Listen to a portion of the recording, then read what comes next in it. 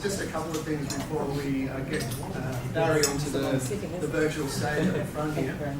Firstly, just wanted to say on behalf of BIS Cosgrove, we want to thank you for taking the time to come tonight. And we as a firm realise that how you spend your time is probably the most important decision you make each day. Time is your greatest asset, in other words. So you can wake up each day and you can make decisions with how you use your time. It can enhance your circumstances or it can detract from it. We honestly believe that the decision to come along tonight is a great investment that you've made on behalf of yourself, and we're really excited about having Barry present to you all. But before we get him up to speak, I thought it might sort of help set the scene to give you a sense of how we got to know Barry. I believe it was probably about 7 years ago, that we had the pleasure of attending a client communication seminar up in Brisbane. Part of ongoing professional development, you've got to go along to these things. If I'm being brutally honest, we're probably a little bit cynical, because usually within our industry, when you go along to a workshop of that nature, there tends to be this focus on you've got to talk to clients about your qualifications, you've got to impress them with how smart you are.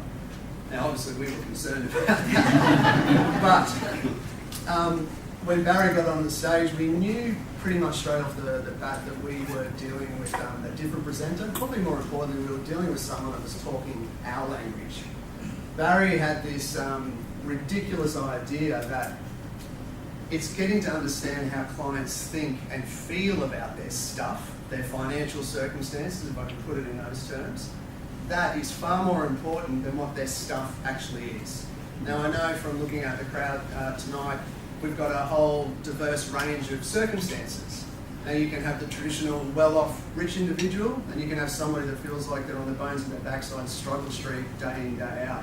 I can tell you now, there's not a great deal of difference about the types of worries and concerns those two polar opposite folks might have. So Barry was sort of talking about this notion that clients aren't balance sheets and profit and loss statements. They are people first and foremost. And if you don't take the time to understand what makes them tick, what keeps them awake at night, the things that make them happy, what they're actually doing all of this stuff for, then you've got very little chance of ever connecting with them in a meaningful way. But probably more importantly, as financial professionals, you've got Buckley's chance of actually putting together a strategy or a plan that's actually going to mean something, and it's going to kick the goals that are important to them. So with that thought in mind, we thought it was great to take the opportunity to have Barry come out and just talk to people that we know. Obviously we've got some clients in the audience, we've got lots of people here tonight who aren't clients, they're just friends of the firm.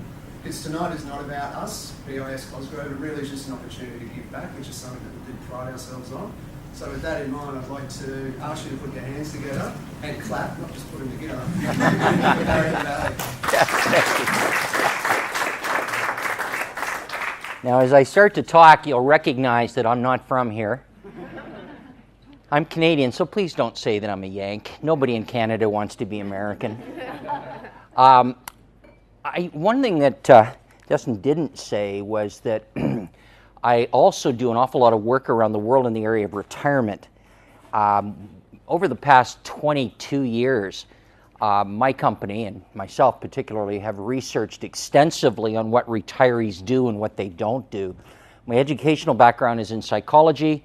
I didn't really pick anything up on that because I'd been in the financial services industry before, but by 1997 I wanted to go back to my first love, which was understanding people. And one of the areas that I needed more information on was something I'm going to call financial gerontology. In other words, how do we look at our money as we get older? That's since morphed into understanding retirement in general, because most of the advisors, or most of the retirement advice around the world comes from financial advisors. And generally, it's aimed at trying to get you to buy a product, invest this way in your super, etc., right?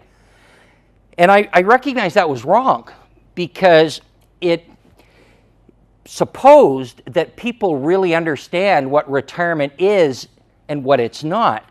And in my experience, people are very clear on what they're retiring from, but they are not clear at all on what they're retiring to. And so that's been the nature of the work that I've done. I want to share some of that with you tonight. And by the end of this session, if I'm successful, I want to have given you some things to think about as you leave. Now, there are people here who are already retired. Who's already retired? All right, don't worry, I got stuff for you, all right? because we're going to share what successful retirees do, and you can sit there and go, yeah, we're doing that. Yep, yeah, we're doing, well, maybe not. And so it's designed for you. And we have some people who are a ways away from retirement. I want to thank you for coming, and you can share this with your parents and grandparents. But I think it's also relevant to you because you see, and I'll let you in on a little secret, people who are going into retirement think that they're planning for this special life. But between you and I, retirement's just life.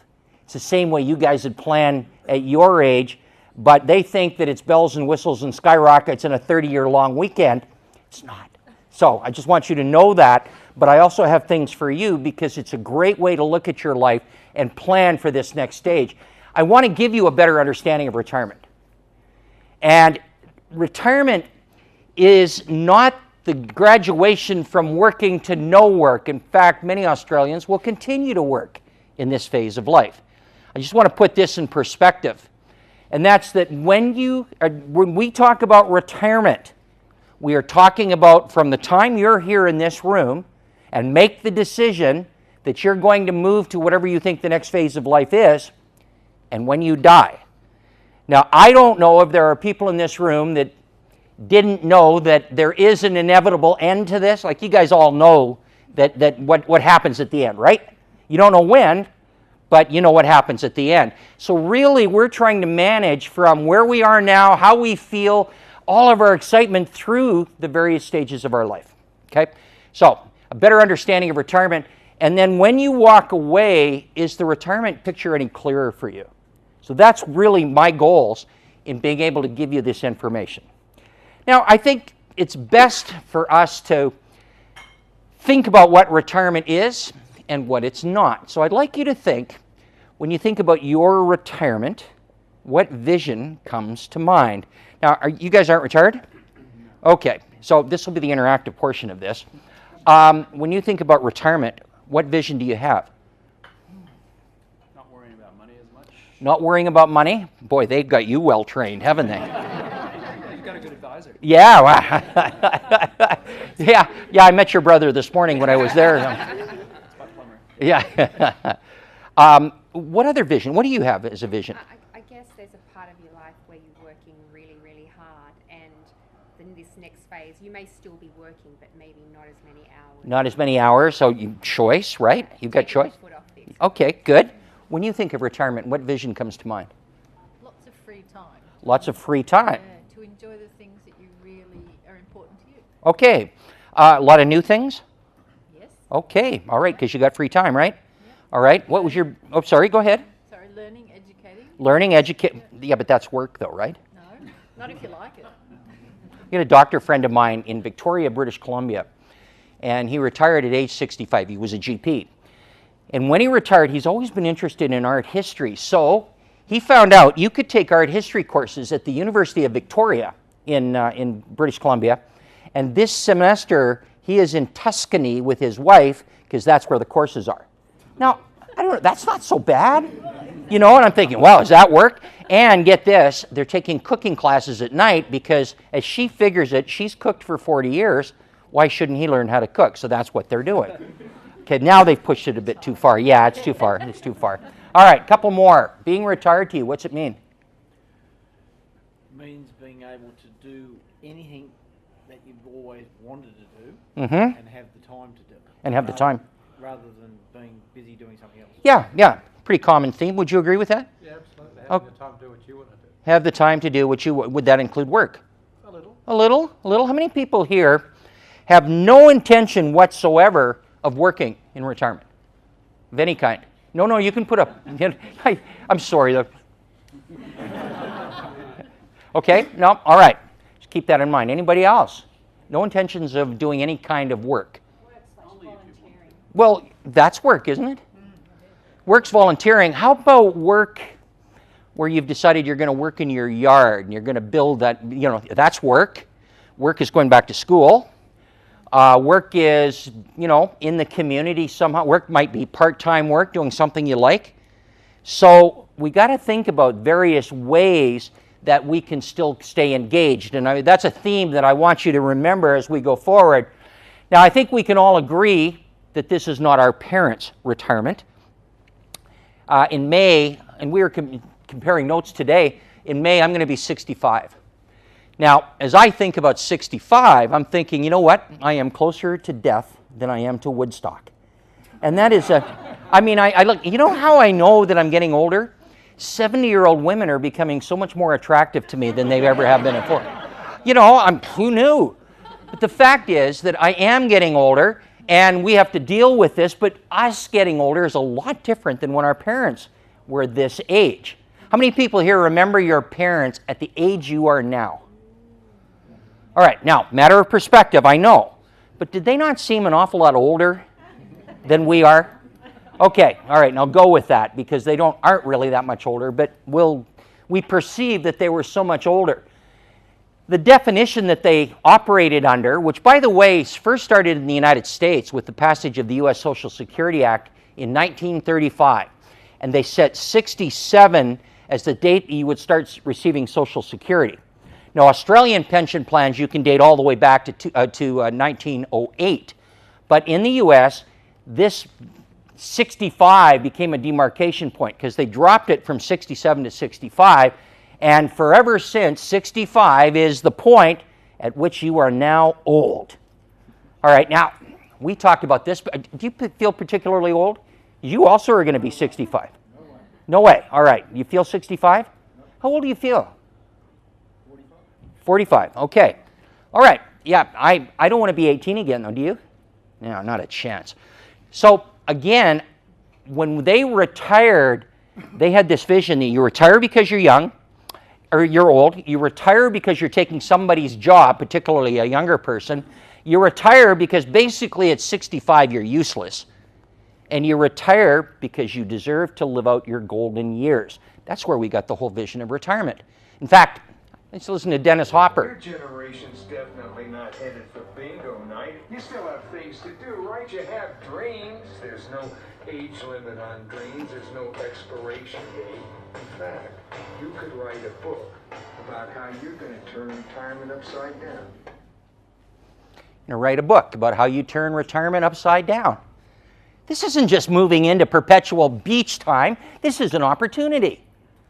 Now, it's interesting because I don't know if a lot of people really look at it as such.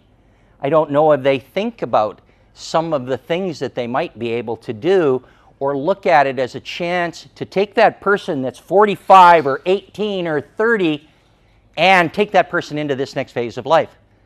Because many people are resigned to the fact that, you know what, 65, it's pretty well all over. I may have 30 years, which is going to be great, I think, but I'm old. I'm getting older. So we got to remember the person inside you is the person that's actually going into retirement. I find that there are many myths and misconceptions about this period of life, so I want to get rid of some of them, the most common ones that I see in the workshops that I conduct. Here's the first one. You become a new person when you retire. True or false? Yeah, of course. In fact, you actually become more of the person that you are. But I get this in my workshops. People will say, we're going to be so happy in retirement. We're going to go there. We're going to do that. We're going to be so happy. We're miserable now, but we're going to be so happy. Hey, you know what? If you're in this room, you're not yet retired, and you're already miserable. That's it. This is all she wrote, folks. You are who you are. Retirement's a transition. It's not a destination. In fact, psychologists call this continuity theory, and it defines or describes what we do in order to manage the aging process. Generally, it's like a security blanket. We become more conservative, not willing to take as many risks. We are prone to our prejudices and our biases, and not always for the best. We don't want to do a lot of new things. In fact, continuity theory suggests that if you didn't do something before, you are less likely to do it afterwards. And yet I get people who say, oh, got time. I got all this time. I'm going to do all these new things. And I say, yeah, you got time, but you got you. And if that person forgot that when you were younger and you wanted to do new things, you actually created the habits to do it, and nothing's changed. So if you want to learn how to golf, you know, get some clubs, but for heaven's sakes, take lessons, put some time into it. It's not just that you have time available to do new things. All right, here's one. True or false? Retirement could be the longest single phase of your life. Yeah, we think so, right? Because you could be 30 years. All right, but I want you to think about this. From the time I'm 65 through to the time I'm in my late 80s, if I make it that far, I'm going to go through anywhere from 6 to 8 very distinct transitions, driven by my health or the health of my wife. It's not one long life phase at all, is it? It's a multi-phase journey. What's the average age in Australia that a woman will first become a widow if she's going to become a widow in her first marriage? 59. And 61 in her second marriage. Now, I want you to remember this. In Australia, of all Australian women over age 65, 60% of you are single, widowed, or divorced. Are you having fun yet? How about you? Yeah, there you go. You look around. I look around at the men who have 59-year-old wives, and they're going, oh, never mind. Okay, it's not one long life phase. It's a multi-phase journey. And here's what I want you to remember from that.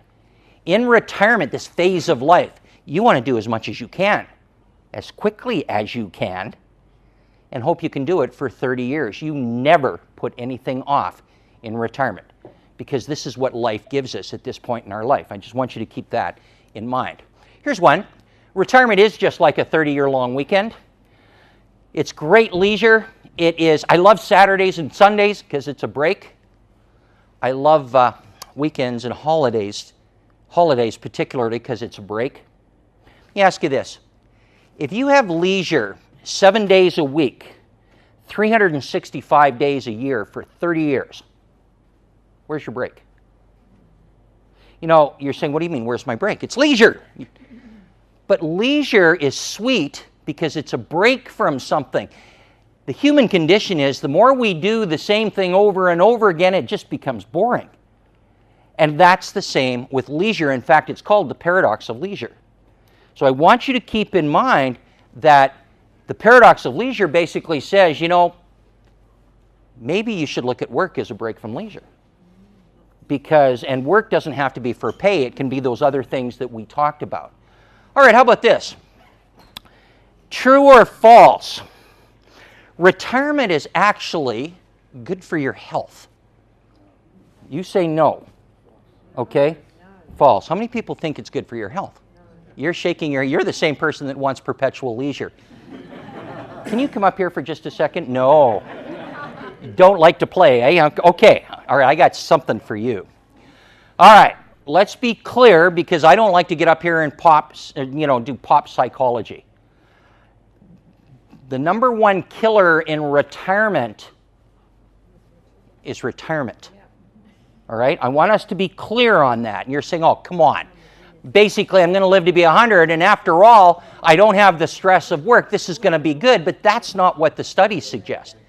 For example, if you retire and you don't do any other kind of work, you have a 40% more likelihood of having some kind of cardiovascular incident or stroke, 40%. You have an increased incidence of diabetes, about 23%. You have a 21% greater chance of some chronic condition.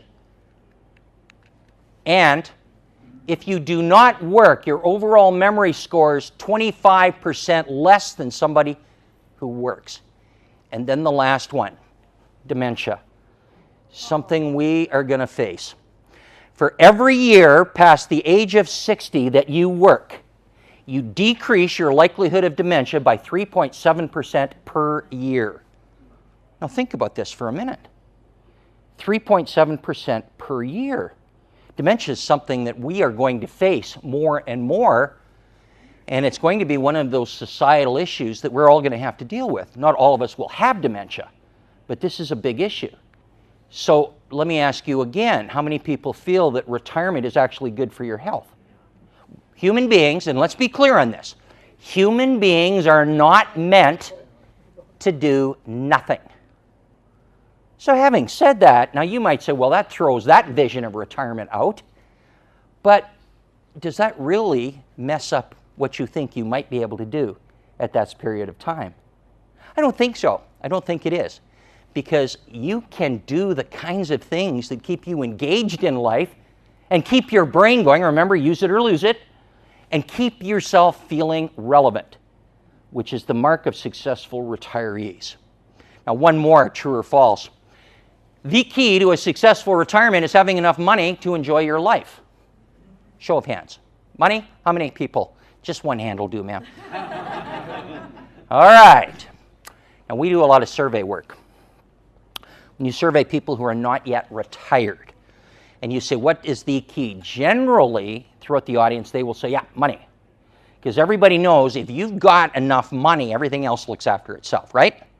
You don't get sick. I don't know if you knew this or not, but if you've got money, well, you get gout. But other than that, you don't get sick. In our survey work, actually, money is not number one. It's number 4 as being a key to a successful retiree. What's number 1 for people? Health. Yeah, it's not even close. Health. Because you can have all the money in the world, but if you don't have your health, it doesn't really matter. Money helps. What's that? Money helps, though. Money helps. If you don't have money, Now, so that means that there are people out there, and actually this is a bad example because there's no people out there without money. But are you saying that you need money to retire? absolutely. Or do you need money to retire in the way you want? Because I got to tell you, there's a lot of people out there that don't have anywhere near what you have, but they are retiring just quite nicely. It's just their expectations are different. My grandfather used to say, I'd call it cutting your coat by your cloth. And if you've got cloth that's not as big as you need it to be, you learn to adjust. Now, there was a study that came out of Great Britain earlier this year, and they looked at affluent Britishers and their perceived level of happiness. And what the researchers were trying to say is there any relationship whatsoever between happiness and money? No relationship whatsoever. None. None. Although they did find out that if you have money, it makes sadness easier to handle, which I thought was good. There you go.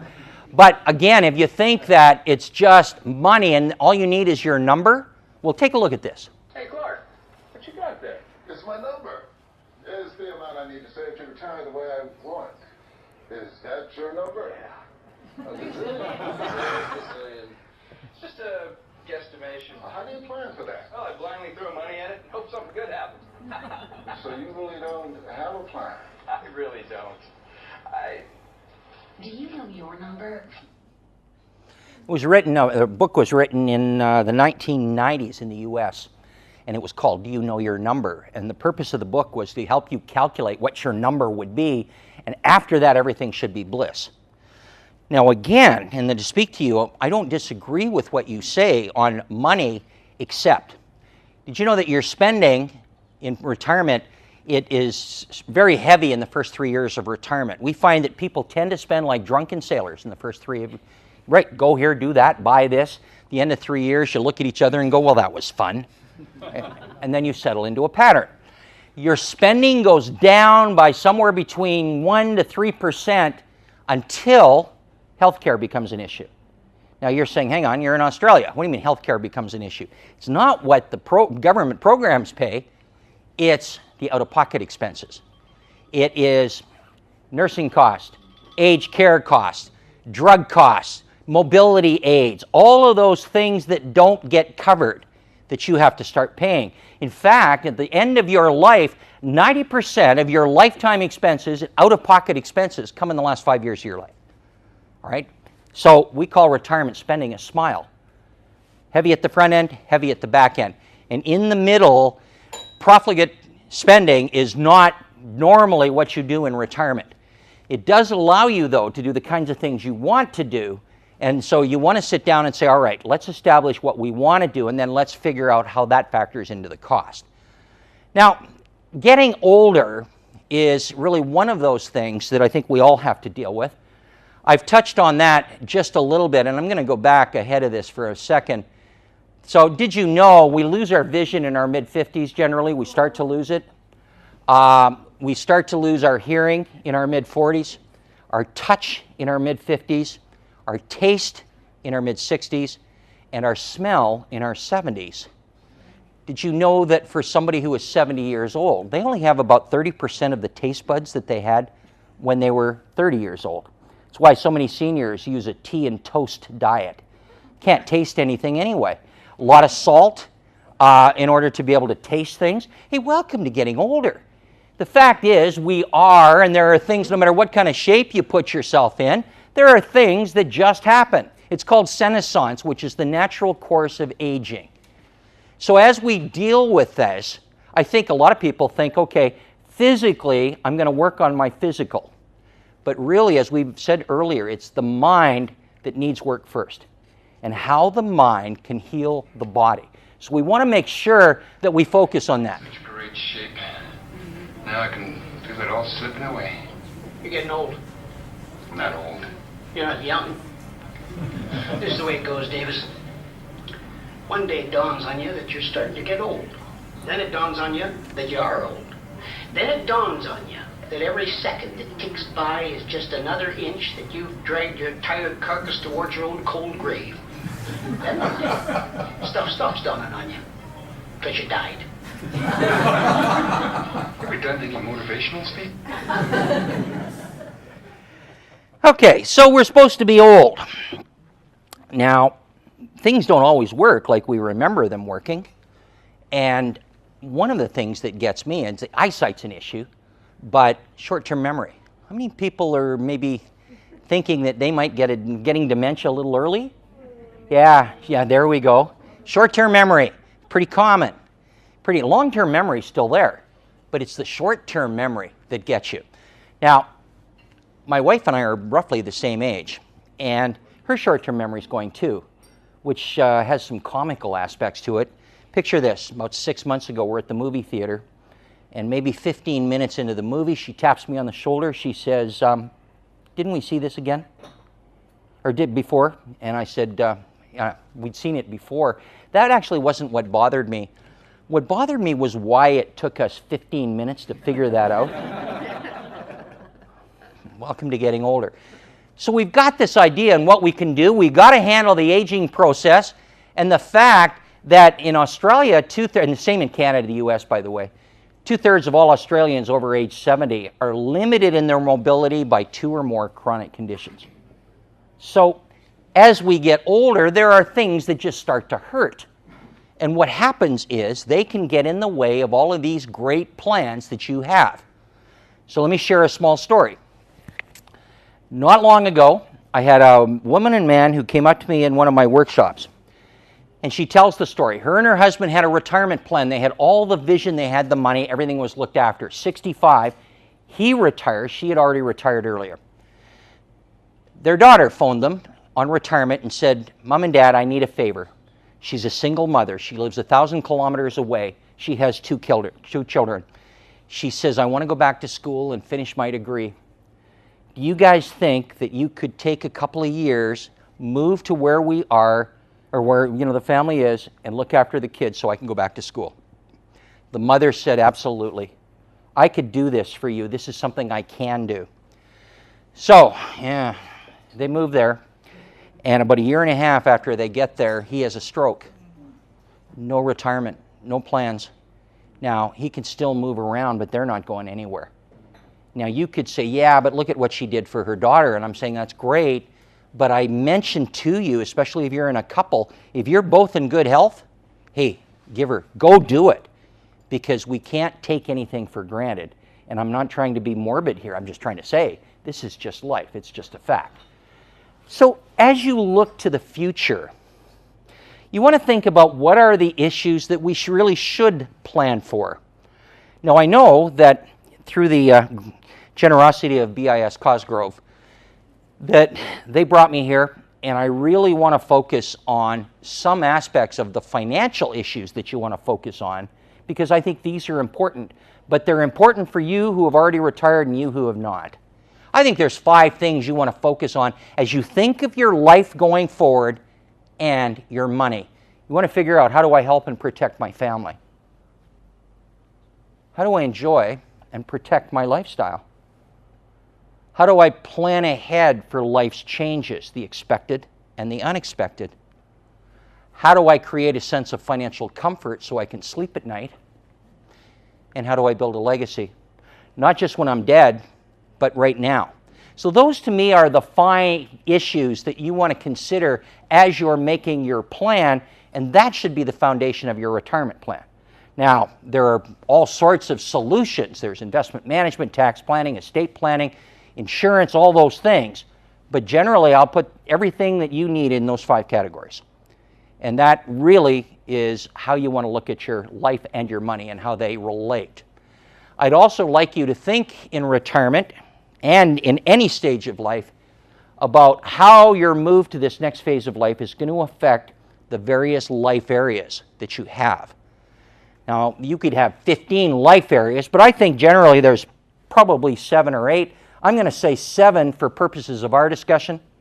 The first one is, you might not think it's a life area, but it really is. It's your vision and values, particularly your values. Now, your fulfilling activities in retirement will likely come from the top 3 values that you have. And if we had a longer workshop, we'd actually work through what are your values, and I'd get you to prioritize them. Because, and I get this in my workshop, how's your retirement going? It's a standard answer. Oh, it's never been this busy. I don't know how I ever found time to work. And then I say, are you doing what you want? And they say, no, I don't have time. Because that's the way life is. It seems to me, if I'm going to be retired and have freedom to do what I want, I'm going to prioritize and do those things that are true to my values. Those are fulfilling activities. The second kind of activities I'm going to do before anything else are things that give me life meaning and make me feel like I am still relevant. So the 5 areas, visions and values, you certainly have to think about health. You've got to think about work and how you might apply that. You want to think about your financial comfort, how you sleep at night. You want to think about your family, your home, and your lifestyle.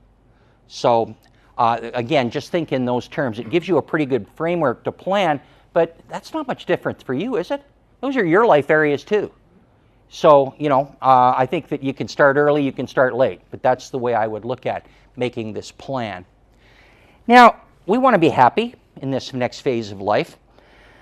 I thought you might be interested in what the science actually says about happiness. First, we have to think about we're leaving work, and I know that some of you can hardly wait to get out of work. In fact, if I go there, you probably got something like this in your home office. Looks like a prison cell. You can tell me down to the minute how long you've got. Well, okay, but I want you to consider this. Do human beings handle change very well? No. No matter how excited you are, and I give you that, but generally when you move from working in that life and you're now moving into this next one, it's stressful, can be stressful. Anybody here see the retirement movie About Schmidt with Jack Nicholson? I've loved that movie. Nicholson played the part of an insurance actuary who retired at age 65. The opening scene has him sitting in his raincoat in his office. The boxes have all been packed up. They soon will be taken down to some storage room never to be seen again. He's looking at the clock and it's moving towards 5 p.m. And just before 5 p.m., he thinks maybe bells, whistles, skyrockets, but it kept going. So finally, he gets up, walks out of the room, and shuts the door. At 5 p.m., somewhere the computer system took him from being an active employee to being an ex-employee who's retired. That was it. Now, that was tough for him because he had no plans, didn't know what he was going to do. And generally, I find that it is difficult if you don't have anything to do. So as we think about leaving work, there will likely be something that you might miss. Now, whenever I do this in a longer exercise, there will always be people that said, "Are you kidding me? Miss about work? I will miss nothing." Now, that's actually not true, because as you think about it, some of you will miss feeling important. You might be running the show. You're the person that makes the decisions. Some of you are going to miss feeling needed, because whenever anybody's got an issue, they come to you. Somebody is going to miss socializing with your coworkers In fact, that's the most common thing that we miss, because many of our social relationships are in the workplace, and did you know people who are working have 50% more social relationships than people who are not? Right? So, some of you might miss your steady paycheck. Ah, there we go. That's a yes right there. But I know people who I've arranged to take money out of their super every 2 weeks in the same way that they take it out when they get paid, just to keep the same structure. And some of you are going to miss being in the community because the only time that you're in the community is when you were working. So these are all things. Now, what we know is successful retirees find ways to replicate the feelings that they get in doing these. All right? So you want to think, all right, how can I do the same kinds of things and keep that going into retirement? And it doesn't have to be an exact match. You know, first of all, you want to understand that if you're retiring, you're going to have a hard time as you disassociate from work. For example, easier time if you find your job stressful, easier time if you've got someplace to go, an easier time if you can replace the things about work, an easier time if you want new challenges, and an easier time if you're dealing with health issues. But it's not all gravy. Some of you are going to have a harder time. You're going to have a harder time if you've got unfinished work, projects that you're involved in, designs that you've made you'd like to see implemented. Hard. Some of you who are self-employed are going to have a hard time. A study in Canada by the CIBC Bank looked at entrepreneurs and self-employed people who retired prior to age 65. They found that 70% of them returned to the workforce within 2 years. Why? It's not money. What was it? Love it. Love it. It's continuity theory, right? You love it. You are who you are. And you get convinced that you should work. You made all this money. You've done well. You got up at 5 o'clock in the morning for 40 years building a business. All right, now you get convinced that maybe we should take this money and let's go enjoy it. So you're sitting on the beach, which you do anyway, but you sit on the beach and you're there for a week, and that's okay, and then you're there for 2 weeks, then you're there for 3 weeks, and pretty soon she's going to boot your butt back to work before she kills you. You are who you are. Remember continuity theory? So I hear from people that they get up every morning at 4 o'clock, and when they retire, they're going to sleep till 9. Yeah, you think? You know, you'll be lying there at 4:15. You'll say, could sleep till 9. Yeah, no, I really could. I think I'm going to get up. Because we create this structure within ourselves. One of the biggest stressors in retirement is something called structure stress. And that is the lack of structure that work brings us, or that retirement brings us. And we might say, I don't want any more structure, but you've had structure from kindergarten, through school, through uni, through your work career. It's very difficult to walk away. And you're going to have a hard time if you've got nothing to look forward to. Now, I said you want to take what you like about work and move it into this next phase of life. Let me illustrate that. Sorry.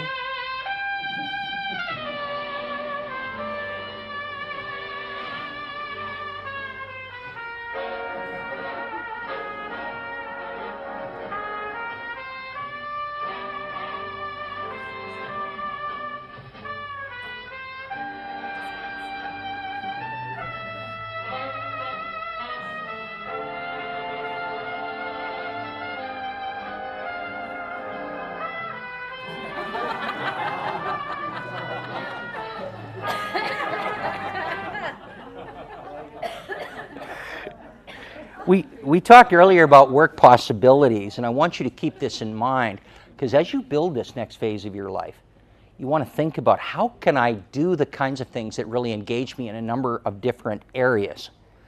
Now, there may be some of you that think, is there any golfers in the room? All right.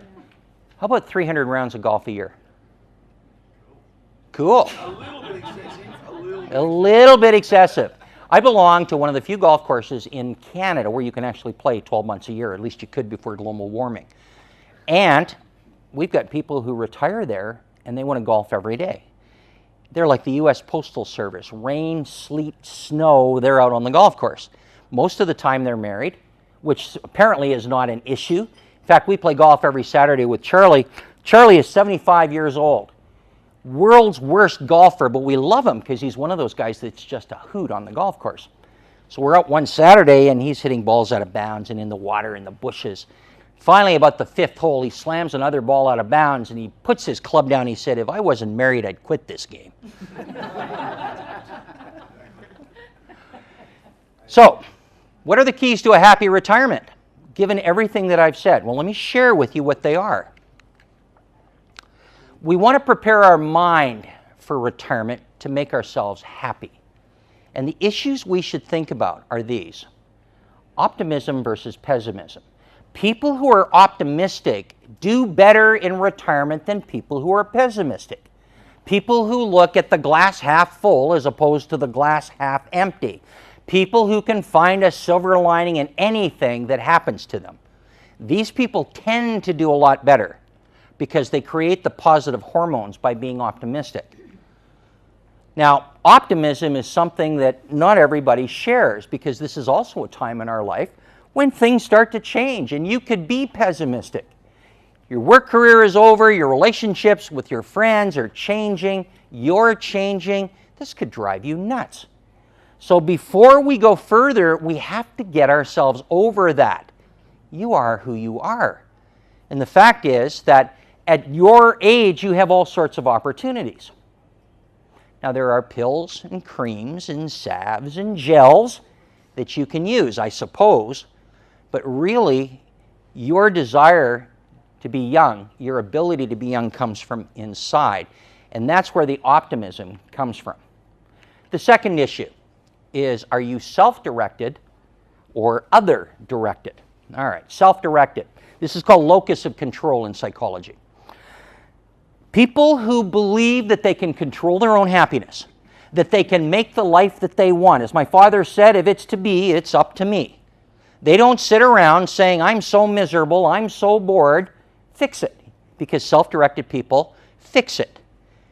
Interesting, because other-directed people don't. Other-directed people, nothing is ever their fault. Nothing is within their control. They sit around and wait for somebody else to come and get them. My mother, I love her dearly. She's 87 years old, and she has always been the most other-directed person. My father was very domineering. My mother is now a widow. She phoned me up this year, and she's a football fan, American football. And when the Super Bowl was on, she phoned me. She said, "I want to watch the Super Bowl, but I'm on my own." Okay, well, I hear about her being on her own a lot, and we try and help her, but I don't live where she lives. But I do have 2 brothers who live in the same city, and I said, "Phone Gary and Tim. Tell her you want them to come and pick you up, and you're going to watch the Super Bowl with them." She said, "I couldn't do that." I said, "Why?" She said, "Those boys are funny." Now, those boys are funny. That's not the issue. The fact is, she couldn't phone on the day of the Super Bowl and invite herself over. So I said, "Okay, you have 2 friends who live in your community. You have Betty and Jean. I don't know if they like football, but I do know that they like wine. Yeah, phone them up, buy a box of wine," which is how she drinks it, "and get them to come over. You watch the football game, they get they get drunk." But she said, "I couldn't do that." I said, "Why?" She said, "Oh, those girls are funny. You just can't invite them on the day of something." And as you can imagine, she watched the Super Bowl by herself. It's estimated that of the adult populations in Canada, the US, etc., the 10% could be considered self-directed. 90% of people are other-directed to one extent or another. And yet we know that people who are self-directed do far better in retirement than people who are other-directed. We know that people who are single do far better in retirement than people who are other-directed. In fact, there was a New England Journal centenarian study of a few years back, looked at men and women over the age of 100, more women than men, obviously. The researchers found something that was interesting to them. A statistically significant number of women over the age of 100 had never been married. No, that's not where we're going with that. Think about this. If you're over the age of 100 and you've never been married, would you not had to have been self-directed? You couldn't have sat back and waited for life to, you had to go out and get it. And when we find in divorce, in bereavement, if you are on your own, the people who do far better are people who say, it's up to me. If it's to be, it's up to me. I'm going to go make this my life. So, in my uni days, I had a poster on my wall, and it's interesting because this poster seems to be universal. 2 vultures sitting at an expanse of desert.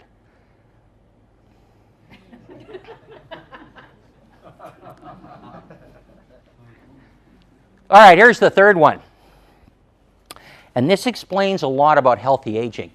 It has to do with, do you create negative stress or positive stress? Now, you're saying stress is stress. No, it's not. Negative stress. We've got these 2 little almond-shaped things in the back of our head called the amygdala. When you're worried about something, and generally it's self-inflicted, we produce norepinephrine or cortisol. Anybody heard of cortisol? Know what it is? Okay. Cortisol's nasty. The one thing about cortisol is if you keep producing it, because it originally, I suppose, was because of the flight or fight response. And so what it did is it got you prepared. It enlarges your arteries. It enlarges your heart. It increases your blood pressure, puts plaque on the brain, but it undermines your immune system. This is not particularly good. On the positive side, when we are doing something that really makes us happy, we produce serotonin, the happiness drug. Serotonin feeds directly into the brain's pleasure center. It's a neurotransmitter. When we are doing something that makes us feel at peace with the world, when we feel like everything's good, when we're in love, when we look out at the vista and go, that sense of overwhelming peace. You get it from spirituality, from religion. You get it from just enjoying life and feeling at peace. We produce dopamine. Dopamine, human cocaine.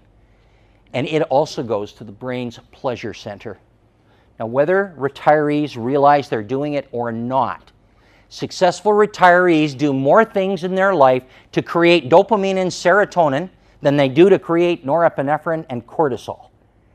So you take the negative stress out if you can, and you try and do things that make you happy or make you feel at peace. Because it's simply just an equation. Now, it's a little more in-depth than that, but the fact is you want to do things that make you feel happy or at peace. And you think about that. Question? Okay, so 90% of retirees are miserable. No, I didn't say that. Well, only 10% have got that, was it positive or that word that you said? Self-directed? Self-directed? Yeah. So the self-directed people go, absolutely. Yep. I'm going to make myself happy. I'm going to do the things I want to do. Yep. Right. So if there's only 10% of them doing that, how do the other 90% get onto this dopamine? I'm looking to see if you could buy it, but actually you can. It's actually called cocaine, but we're not going there, especially not on my trip to the Philippines. But the fact is that you've got the general condition that we have is we fall brain dead. We just exist. We stop living. And there can be various degrees of being other directed. But the fallback position for most people is they're stressed about their life, they're stressed about everything they can be stressed about, and they don't do a lot of things to make themselves happy because their attitude is such they will never be happy, or they are drama queens, and we've all got those in our lives too. So I have to tell you, and that's why I do these seminars, that the majority of people that I find simply exist in retirement. And the older you get, the more you simply exist. Now, you listen to what I just said, and you're going, bugger that. I am not going to do that. But we all know people who have just retired, and one of them is more self-directed than the other. One of them wants to get up and do things. The other one just wants to sit on the couch. All right, now, part of the problem is hormonal. And I'm going to pick on you again, and I apologize, but you came here. Anybody here heard of the term andropause? Does that ring a bell? All right, andropause is male menopause. Okay, you pay attention to this because it's coming. All right. Did you know that by the time that you are my age, and I don't want to give away, and this is too much information, I know, but you will produce very little, if any, testosterone. Did you know that? Do you have kids yet? Okay, well, yeah. Why are you still here? Now, I don't want to ask, but are you roughly the same age? You guys are married, right? You're engaged. Okay, good. Hurry that one up, too. Now, you know what's going to happen when you're sick? That's a good growth. What I find about Australian men, I can't grow a beard, but everybody in Australia's got a beard. Or got a, yeah, there you go. Hey, wait, I got stuff. Don't go yet.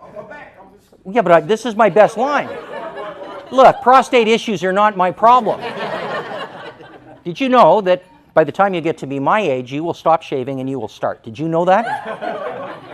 Welcome to Andropause. And here's the relevance of Andropause. Men generally, when they're in their 60s or early 70s, have less get up and go unless you can artificially augment that, and you can. But quite often, a woman who is now postmenopausal for quite some time, she wants to get up and go, and the man is sitting there going, you go. I'm just here, I'm watching footy, you go. So generally, you've got to get yourself up and going. Or, yeah, question? No, sorry. I thought if you're asking a question, that's awfully gutsy. So there is relevance in that, and that is that even despite our best efforts, what happens is we tend to get drawn into this black hole if we allow ourselves to do it, and we know people who have done that, and that's got to affect health. Certainly it's got to affect health because we view that as being stressful. And we lose the enjoyment out of life because we've got this idea that I'm too old to do anything, that I don't have to try and push myself. And what I'm suggesting from a healthy aging perspective is maybe you should rethink that. Now put all this together, and the question then is, all right, we talked about happiness, we said that maybe it's not money, but if it's not money, what does science tell us that it is? Fellow that I follow, Dr. Martin Seligman, who is kind of the guru of positive psychology. He's from the University of Pennsylvania. He developed what he calls his PERMA formula, P-E-R-M-A. All right, it's an acronym, and I want to share with you what it is. The P in PERMA stands for positive outlook. We've talked a lot about being self-directed, being positive. All right, so that's the P in PERMA. The E stands for engaging activities. We have to do things that make us feel relevant. We talked about that. The R is for relationships. And so, ladies and gentlemen, thank you very much for coming. The R is for relationships. The M is for life meaning. Because if you don't think it's worth getting out of bed, then what's life all about? So we need life meaning to push us forward. Some people get it through religion, through spirituality, through inner peace, but you believe you've got some reason to be here. And then the last one, and this may surprise you, it's achievement. And achievement is part of the human condition. We need achievement. We need to feel like we're doing something. Maslow, who we all learned about in uni, talked about this as ego satisfaction. And we need to feel like we actually have achieved something. But interesting, one person's achievement is not necessarily another's. So let me give you an example. In the fall, when the leaves have fallen, grandfather, grandson are going to rake the yards. Grandson rakes the front yard, grandfather rakes the back. Grandson rakes it all up in a day. Goes to the backyard, grandson has only raked up half. Grandson says to grandfather, Grandpa, why didn't you rake it all? He said, because if I raked it all, I would have nothing to do tomorrow. His goal was, I'm going to feel good if I rake half the yard. So that's an achievement. Another example is I do some work for the American Bar Association, and I've also done some work for a group of lawyers who get together every year, and they've known each other since law school. So about 3 years ago, one of the members of the group, Marion, who was the #1 trial attorney in the city of Chicago, she fought all the biggest cases. Her name was always in the paper, always on television. Marion retired, and the group in our session said, Marion, how do you handle this? Because you aren't who you used to be, and what's that done to you? And she said, I was really worried about that. But she said, You know what I do now? I volunteer 3 days a week for the Chicago Catholic School Board, and I help them design programs for kids in the inner city. She said, I'm getting more out of that than I ever did practicing trial law. That's her achievement. So as we think about what we're going to do, remember that there are things that you can achieve. They don't have to be big, but we need them every day so we feel good about who we are. I'm a list builder. I like lists. And that's my way of getting through it. I'm currently, and as an achievement, I finished off the list that I started on October the 10th. Tomorrow I'll do October 11th, at least start it. I like lists. My wife likes lists for me. We call them the honey-do list. Anybody familiar with that term? Yeah, right. So we need achievement. So that's the PERMA formula. And if you're thinking about your life and what you want to accomplish, it might make some sense to put the goals that you have in terms of PERMA. I zoomed in on that too much, but it basically says no man or woman is an island. We need relationships. Some of you are extroverts. You have no trouble with relationships. None I can see. Some of you are introverts. You don't like people. And in the middle, the vast majority of people are called ambivert. And an ambivert is somebody who has relationships but doesn't recognize how important they become. We need relationships. I already talked to you about the fact that many of our relationships are in the workplace. Now, let me ask you this question. Who has more relationships entering retirement, men or women generally? Women. No, hang on. No, men. But I have to tell you, nothing very close. Like you and I are not at the end of this going to sit down and have a beer and discuss feelings. I mean, you might, I'm not, okay? The kinds of relationships that women tend to be better at are meaningful, nurturing, supportive relationships. Whereas ours are just kind of arm's length. We know a lot of people. Normally, we don't take our relationships into retirement out of the workplace. So if you want to be with the people that you like in work, then you want to establish some commonality outside of work. And, that's a challenge for some people.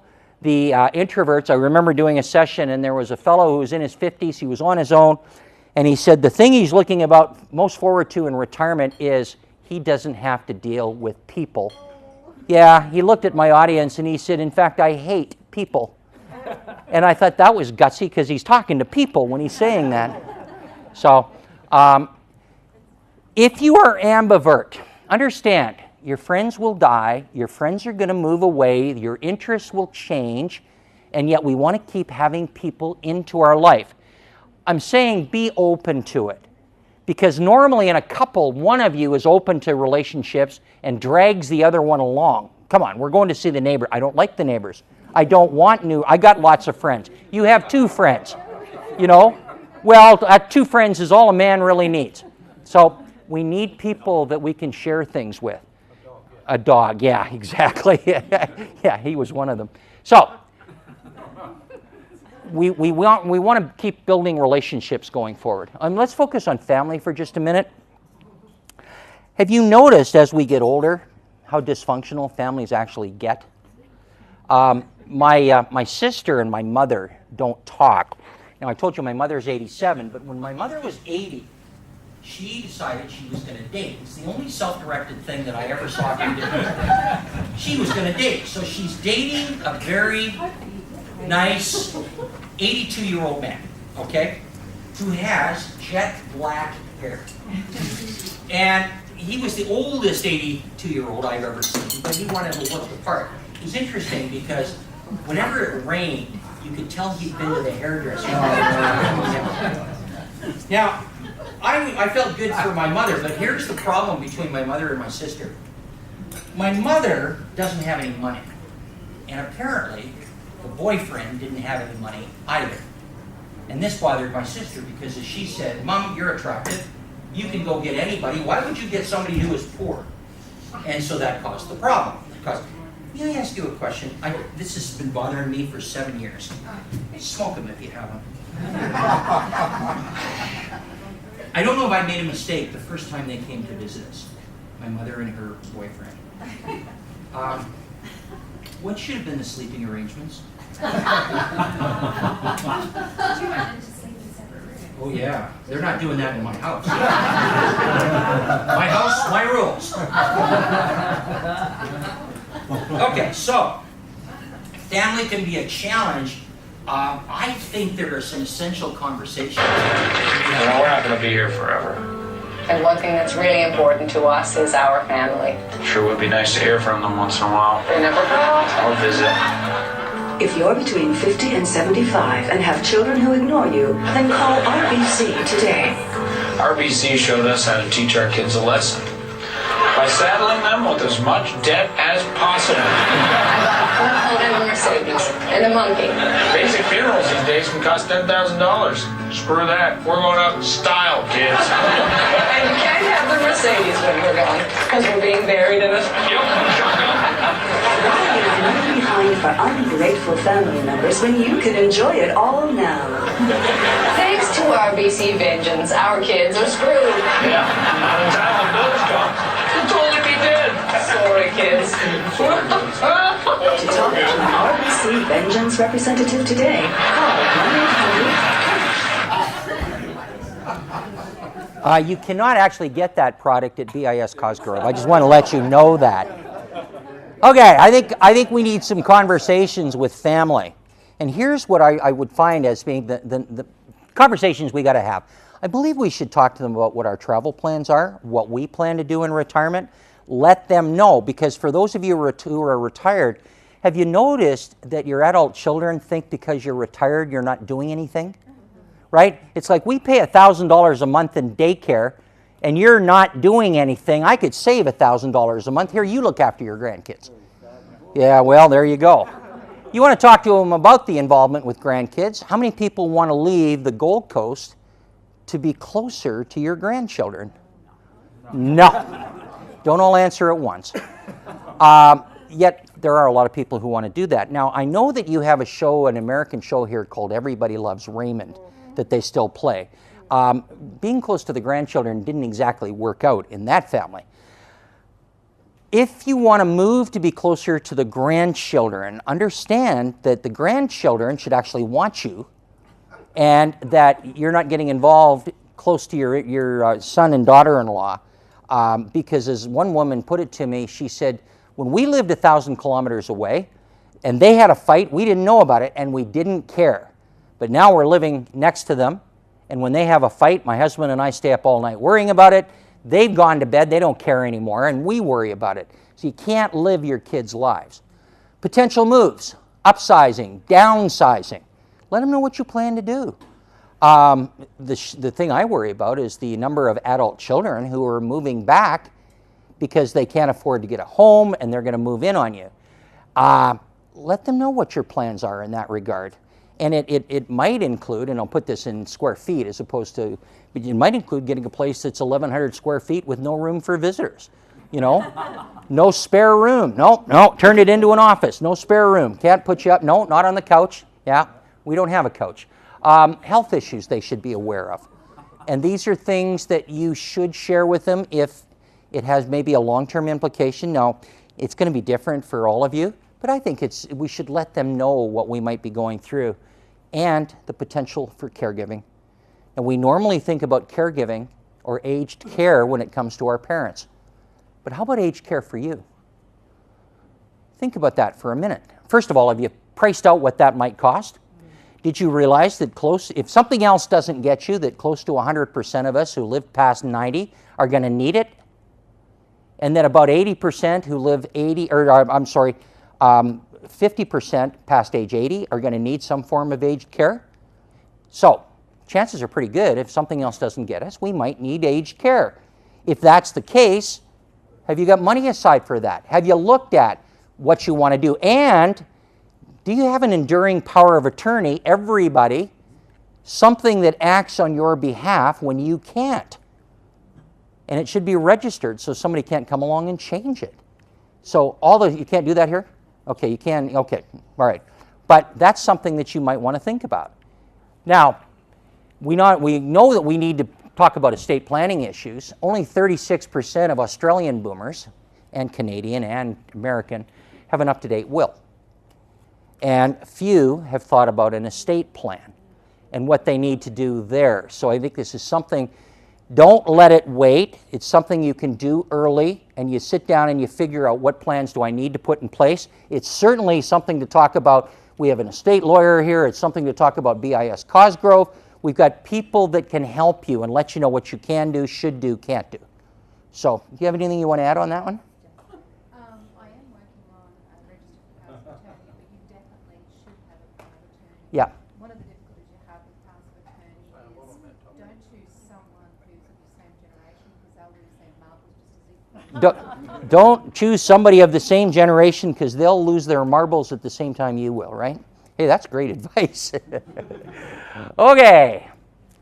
Now, let's focus on your close personal relationships, and that would be your spouse or partner. Let me ask you a true or false question. True or false? Retirement is actually easier on relationships than when you were working. False. Absolutely. You know, there are some who won't believe you or who are in la-la land. I just have to mention two numbers to you that I think are important as you think about whether that was true or false. Two numbers. I married you for love, but not for lunch. Aw. All right, now think about this for a minute. In retirement, it's almost like a new contract, isn't it? Because you've got a certain dynamic that you have built up for 40 years. And now you're retired. It's not like Saturdays and Sundays. And, you know, it is no secret that the number one demographic for divorce in Australia, New Zealand, and Canada and the US is the 55 to 64 cohort. So if we think about that and think about why so many people at this point in their lives relook at their relationships. Now, I'm not suggesting this happens to you, but I am suggesting that maybe we should have some conversations. Here's the ones I believe you should have. What are our financial priorities? My experience is that people don't talk about their financial priorities. They assume. And my view, if you are in this room and you are not in control of your money or understand where it is, get control. And it's not that you want to take control away from your spouse or partner, but you may have to look after it on your own. And you want to make sure that you can actually do that. And that's where somebody at BIS Cosgrove can give you a hand. Where are we going to live? All right, one of you wants to live here. The other has got fascination with Alice Springs. And then the fight is on. And I know you're saying, you know, send me a postcard. But it's not just where you live, but where do you want to spend your vacations? Now, you could spend it here. That's great. But think about a situation where you live in Tassie. And you don't want to always spend your time there. You want to move back and forth, but you don't agree on where to go. You haven't talked about it. So let me give you an example. My brother Gary retired pretty well. Retired at 55, and Gary is a golfer. He lives in Calgary, Alberta, which, for those of you who know Canada, there's not a lot of golf in the wintertime, right? Not. In fact, there's none. So Gary buys a big caravan. This thing is bigger than most rock bands. And he wants to spend 6 months a year in Palm Springs, 120 courses in the valley, and that's his retirement. Now, his wife, Shauna, hates the motorhome. She hates to drive. She hates the desert. She hates golf. And she hates Gary, yeah. That's Sean is the problem. But she said, or he said, don't worry, she will learn to love it. Yeah, no, she won't. So I think you got to talk about this one. You got to talk about roles. Picture this. Husband retires. Wife still works. Husband waits at home for her to cook him dinner. All right? That didn't work in your family? All right, so we have pink jobs and blue jobs. And the fact is that just because she cooked for 40 years, you know, maybe we can start shifting things around a little bit. You're both at home now, generally, and so it's reassigning the household chores. There are schedules. What are we doing today? I'm going for lunch with the girls. Can I come? Can I come? No. Get a hobby, get a dog, get a life, but you're not coming. My friends Bert and Marlene retired at age 65. They are joined at the hip, figuratively, literally. When they retired, they bought matching sweaters. It's like a team uniform. Bert and Marlene have no other friends. My wife and I aren't really friends. We golf with them. I said one day on the golf course, I said, Bert, if we were to invite you over for dinner, would you come? He said, no. I said, I don't understand. He said, well, if we came to your place for dinner, we would have to invite you to ours, and we don't do that. The most antisocial guy I'd ever seen. Now, he's either antisocial or do you have a witness protection program because he's got to be on one or two of those. So that's a problem. So we want to have these conversations and just make sure that we are on the same page. Now, not everyone here is in a couple. Some of you are singles. Great organization that is in most major cities, and I know definitely is in Brisbane, and I would imagine is on the Gold Coast, is an organization called Meet Up. MEETUP. And the purpose of Meet Up is, let's say that you like ballroom dancing. There's a group of people in a meetup group that will help, where people get together and they ballroom dance. You like hiking, you like cycling, whatever it is, there is a group for you. You don't have to be single, and it's just an activity group that you can join, and these people, you know, they meet regularly and they do the things that they all like, even if their spouses or partners don't like to do those. And I'm talking about stuff you can talk about, but it's not a dating scene, right? It's just a, you know, the guy over in the corner writing the name. Yeah.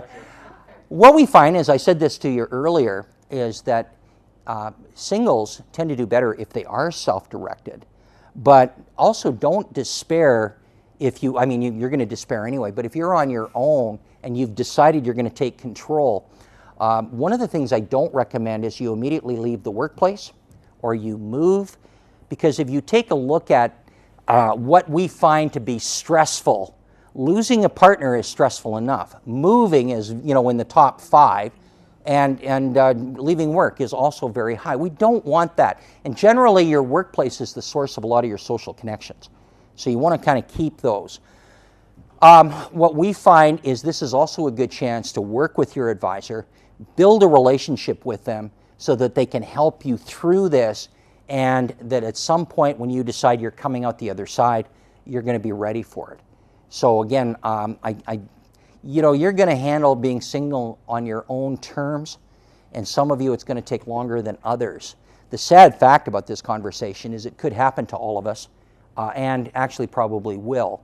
So we want to think about the what ifs and to make sure that one of you can take over if the other one can't. All right, let's talk about lifestyle and leisure. This is what most people think retirement planning is. Let's plan the lifestyle and the leisure. One person's leisure is another person's work. And somebody mentioned volunteering, and I think volunteering is really worthwhile. That may not be everybody's cup of tea. But you know, Habitat for Humanity, for those of you who like to pound nails, or Doctors Without Borders for the physicians in the room, or, you know, there's dentist needs for those people in other countries, or whatever. You can find something that you can do, and you don't have to do it for very long, but it's a good way of getting yourself back in the community. Now, some of you can make up things to do and take a whole new way of looking at leisure. Here's an example.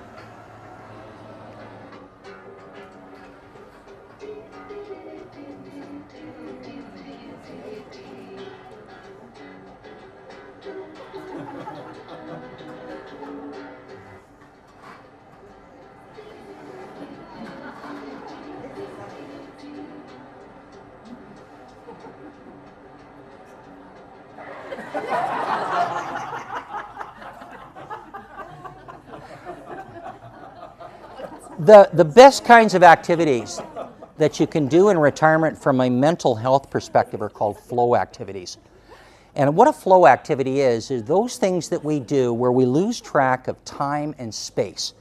So for some of you it might be knitting or woodwork or reading or walking or meditating, but you just totally zone out. Now, if you're doing that all the time, that has other issues. But the fact is, we need to do things that put our minds at peace, make ourselves quiet. And one of the other activities, believe it or not, from a mental health perspective, that is the most valuable, is reminiscing. Thinking about the past and putting things together. It keeps your mind sharp. It keeps your memory sharp. You think about things that make you feel good or that you remember. And so if you get a chance, spend a lot of time reminiscing too. Now you might say, no, I'm moving forward. I don't want to think about the past. But from a mental health perspective, it's good for you to reminisce. And so again, something for you to think about. Others of you are looking for peak experiences to recreate. You know, George Bush in the United States skydived until he was in his 90s, I guess. He was not George Bush, not W. His father did that. They're trying to get Trump to skydive, but he keeps insisting on the parachute. So, so you can do things, but it's really dependent on how you feel. A lot of the peak experiences you had when you're young, you're not going to replicate as you're older. But that doesn't mean you can't try. But just take a look at your health and see, can I do those kinds of things? I would write down a lot of the things that are flow activities and a lot of the things that might be peak experiences that you could do. And as you look at leisure, remember that it comes in all forms. And so successful retirees tend to balance their leisure. These are the 6 most common types of leisure that you'll face in retirement. And so as you look at those, you might say, well, I'm just doing 1 or 2, but can you do all 6 and not make it so that you're over-organizing your life? But these are 6 different kinds, and successful retirees tend to balance their leisure, and they make work part of this. And then finally, well, there's my friend. I know. That's Charlie. That is Charlie, actually, believe it or not. As you can see, the golf swing isn't all that good, but Charlie's out there. It was snowing today, apparently, and I'm sure he's out there still. How many people like bucket lists, do bucket lists? Now, I know you've got enough money. You don't have to worry about a bucket list. Whenever you wanted to do something, you just pretty well did it. But I'm going to suggest that a bucket list has an advantage in that it creates some goals for yourself. And so that's where and it gives you some structure. Now, the other thing about bucket lists is rather than just putting down all those places you want to go to, why don't you create a bucket list based on PERMA?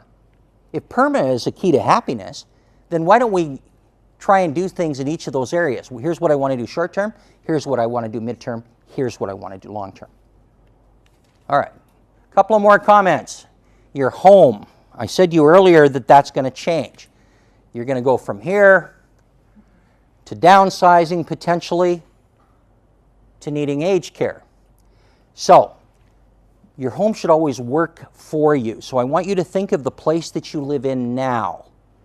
And I want you to think, is it still going to work for me 5 years from now? Will the stairs cause me a problem? Is it too big to house clean? Can we just pack up the yard and not worry about it anymore? All of these things become important because the older that we get, the more that our homes become a safe spot for us. It's called aging in place. And so it's harder for us to move the longer we stay where we are, even if your home no longer works for you. Okay, last comments have to do with money. And how am I doing for time? Because I wanted to honor, yep, I'm right on time. Okay, money. Now, this wasn't a seminar about money, as you could tell. But I do want to make a couple of comments on money. One has to do with this thing called financial comfort.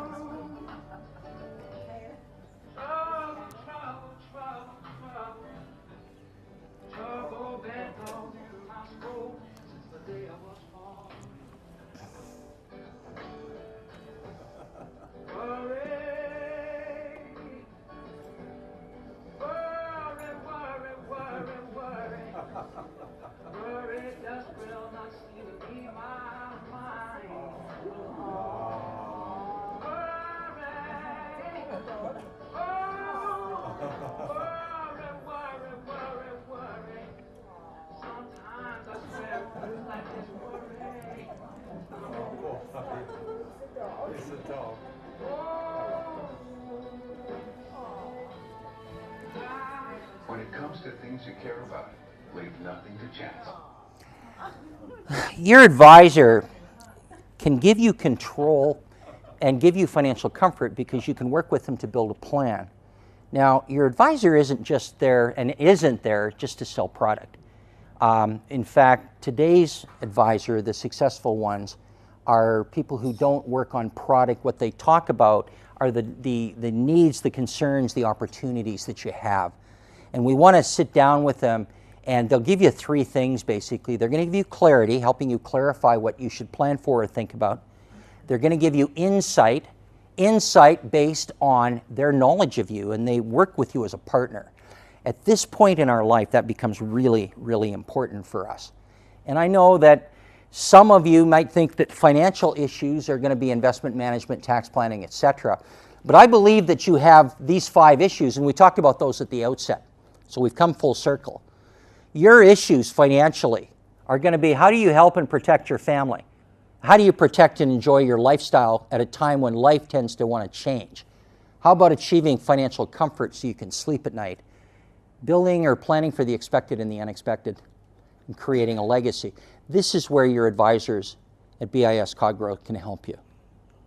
Now, again, I know some of you want to do it yourself. So, this is my friend Frank and his retirement plan. 1 golden crown. Come on, Frank. How long have we known each other? Go to E-Trade. They got killer tools, man.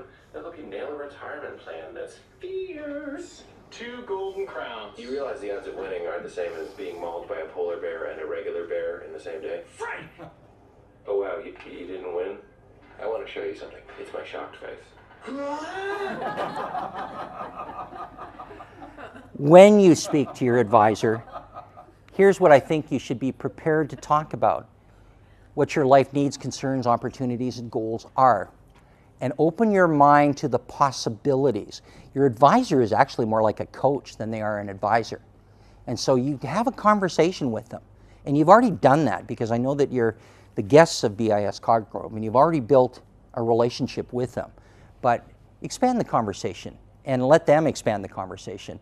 And more important, at this point in life, plan ahead. Oh, my wife is up. Signing into a new device. Hang on. Oh, wouldn't that just frost her, eh? Don't allow. Huh. I asked her how she handles all my travel, and apparently neither her or her boyfriend have a problem with it. So we want to plan for the transitions, and this should also be part of the conversation. Okay, the last comment, and it's the power of time. I don't know if you noticed, but the older that we get, the quicker time actually goes, doesn't it? Like my birthday's coming once a week now. It is. And I want to slow it down. And there's really not too many ways of slowing it down, but I found a way. About 9 years ago now, I wanted to get some more insurance. Went to my doctor. He did the test because you have to have insurability. And he came back, he said, I think you've got a problem. I think you've got a prostate issue. Now, as we get older, again, if something else doesn't get you, for the men in the room, you know that this is not a good thing.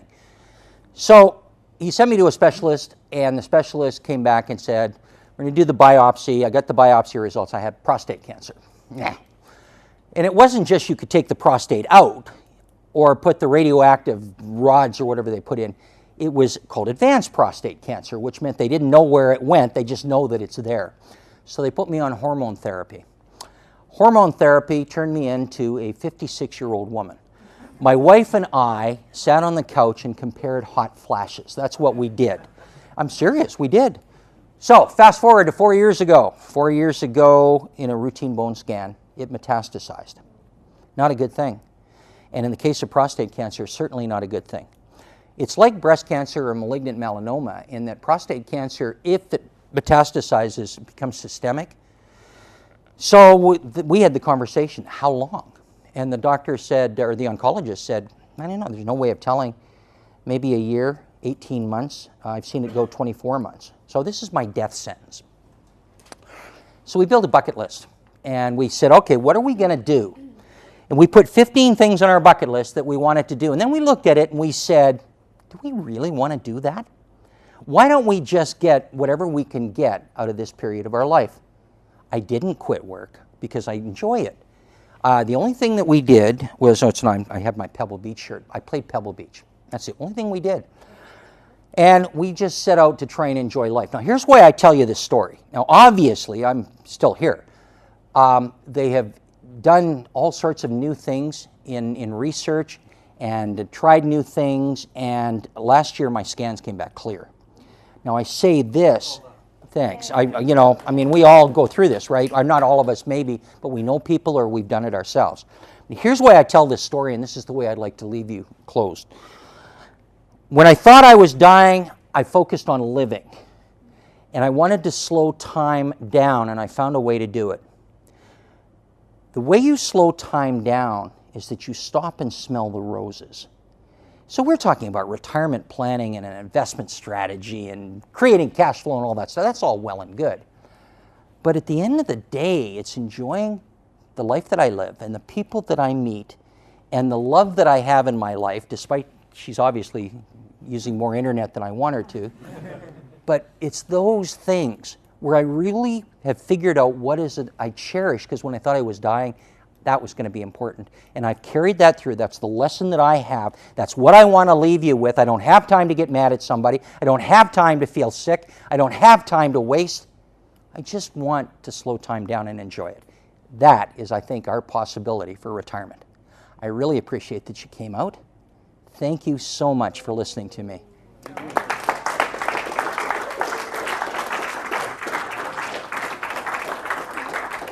Thanks, sweetie. Guys, I'm very cognizant of the fact that I'm standing between you and the bar, so I'm going to keep it very short.